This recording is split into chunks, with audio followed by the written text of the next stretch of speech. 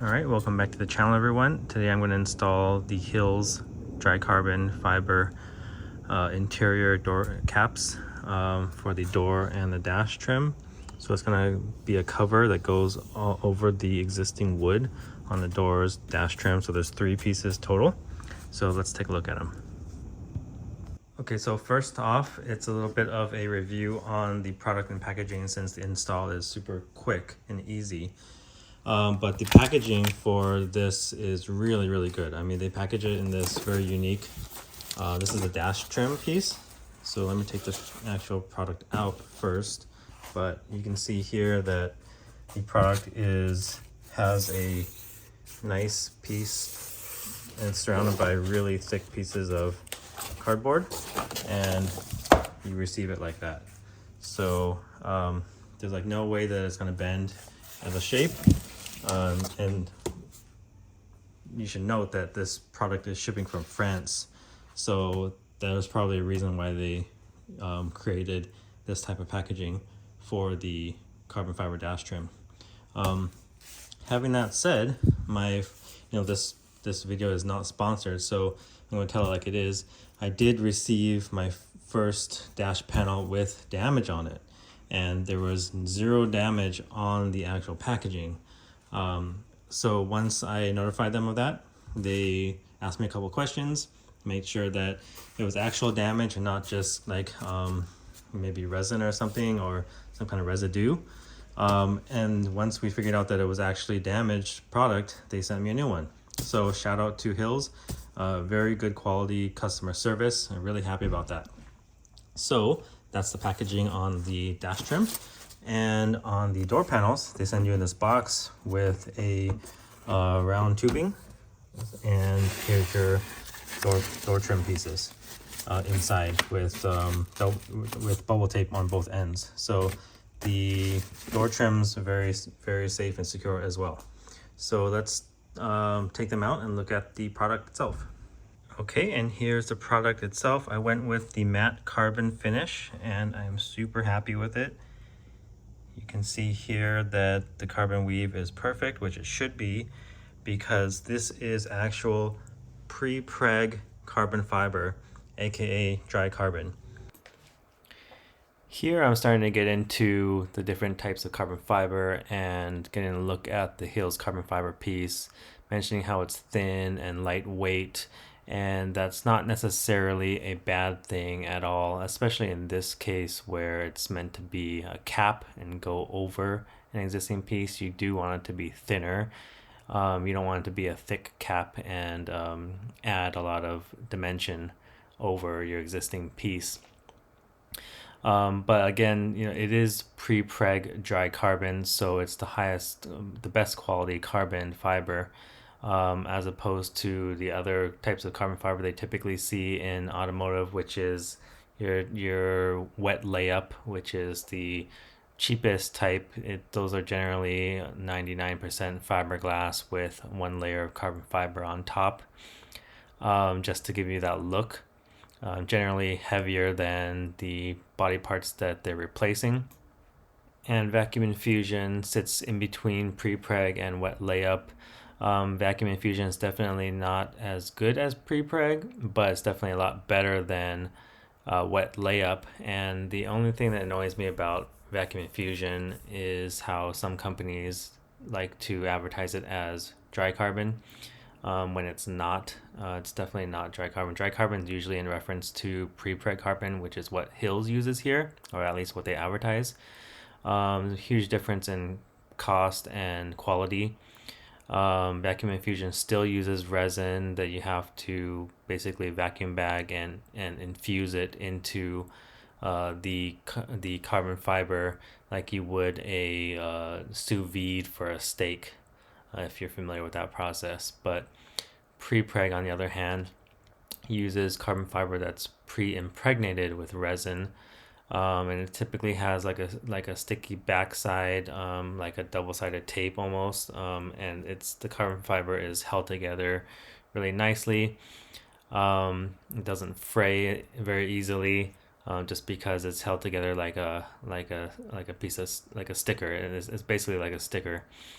And so that's where you get this very uniform quality, uniform look, uniform quality, uniform strength, just because it comes from the factory with the resin impregnated already, as opposed to you brushing it on or relying on a vacuum bag to spread out the resin.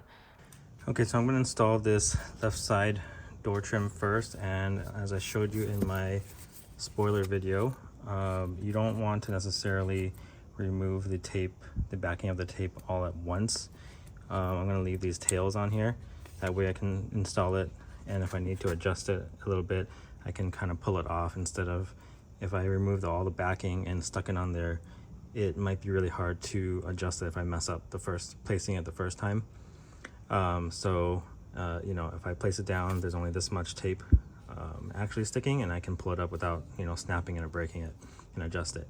So I'm going to stick this on here, and importantly, since there's a middle piece of tape in here, I pulled this piece down more than the outside pieces, because I'm going to pull this tape off first once it's set. Because if you pull the side piece tape off first, when this is on there, if you pull the sides off first and then try to pull up the center is going to drag along this side pieces and possibly pull the tape out. So we're going to pull this middle piece off first and then the outside pieces second.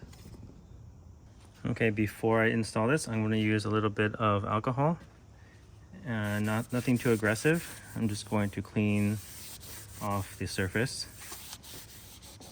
so that the double-sided tape will have something to adhere to. And unlike the spoiler install, I am not going to use adhesive promoter because I don't know what that's going to do to the surface, and I may want to remove the carbon fiber in the future, like if I sell the car. So I'm just going to stick it on, and it's not going to be subjective to like wind forces like the spoiler is. So I'm pretty sure that this piece will stay on even without adhesive promoter. Okay, so after you've let that dry thoroughly for the alcohol, I am test fitting it on here right now just to get an idea of the placement. And what I'm probably going to do is just remove actually the full length of the center. Okay, because the carbon fiber is thin, it's pretty flexible. So I'm just going to go ahead and get the front. This half is obviously missing the backing, so I'm going to stick that into place. And I'm not worried that this side is overlapping because I know that I can flex it into place. Okay, I'm looking at the lines on the bottom. This side is showing a little bit of brown, but that's just the way it was designed. It looks like it cannot sit any closer. So let me show you guys. So the bottom looks very good. This is overlapping, but I can push it in like that. There's a movement, there's a little bit of flexibility in terms of where you can mount it. The only open part is going to be this corner right here, which is not bad. If you do try to close that gap up and push it in, you're going to have to kind of push it back and in. Then that's where brown shows on the bottom. So there's a little bit of give and take, but I think that's better than having a bunch of brown all along this edge if I shift the whole thing up. So you're not gonna be able to see this once you're sitting in the car and the door's closed and stuff like that. What I might do actually is put some black tape on there first. So let me go ahead and do that. Put some black tape on there so the brown is not noticeable. Okay, as you can see, I put a little piece of black electrical tape just on this edge right here. So I don't want to make it too big and keep the carbon fiber from sticking to it. So let's go with that. It definitely helps. All right. So now looks like it's pretty set. I'm going to go ahead and remove the rest of the tape. And Hills says to hold this in place for 30 seconds. So I'm going to line up the bottom. Looks good. Give it some nice pressure all across. So there it is. Looks pretty darn good. You can see tiny sliver of brown. Hard for you guys to see, but I can see it if I'm sticking my head basically in this corner, which I'm of the door, which I'm never gonna do. And then you can see a little bit of black there. So I just covered that piece for my own gratification. But yeah, I think that helps in my opinion, using that electrical tape there. So I think that looks pretty darn good. So I'll go ahead and jump and install the other door panel off camera, but the next thing you guys will see is the dash panel install. Okay, and here's a test fit on the door dash trim. It's not down yet, but you can see that the fitment is really good. It does have a little bit of a ledge that comes down over the aluminum, just I assume to make sure that it covers every piece of wood so you don't have a strip of brown all the way across, but I'm fine with that. You can see back here, you can see a little bit of brown back there. That's not gonna bother me. But let's get the tape off and get it on. So I'm going to, there's 4 pieces of tape here. I'm actually going to remove the middle 2 completely and then just leave the little tails out for the outside 2. Okay, so I removed the backing on the 2 center strips. I left a tail on the 2 outside front and back strips, and a tail on the side strips. So that way on the side it doesn't grab on, since I'm only installing it by myself. If you have 2 people to install it, you probably can get away with removing the tape completely, but for me, I don't want this to accidentally stick somewhere that I don't want it to. So let's go ahead and get this installed.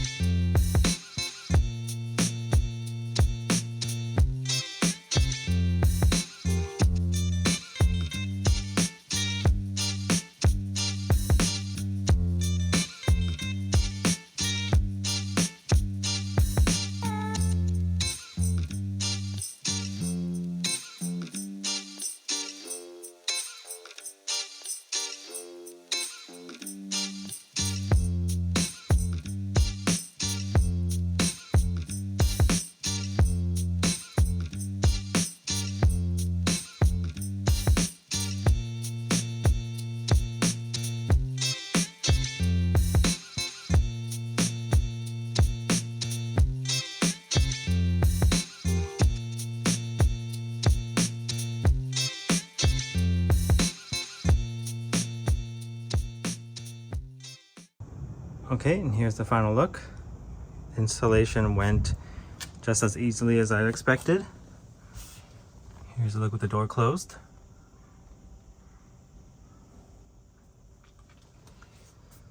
The dash panel was probably the easiest one. I mean, the whole thing is easy, but dash panel was definitely as easy as it gets. I mean, it fits so perfectly like a glove that you can't really go wrong installing it. These have a lot of play because the dash panel hooks in behind and hooks down front, so it really, there's only one place you can set it down. These end pieces have a bunch of adjustment that can happen, so, but you know, you saw it was really easy to install anyway. Let's take a look at the weave.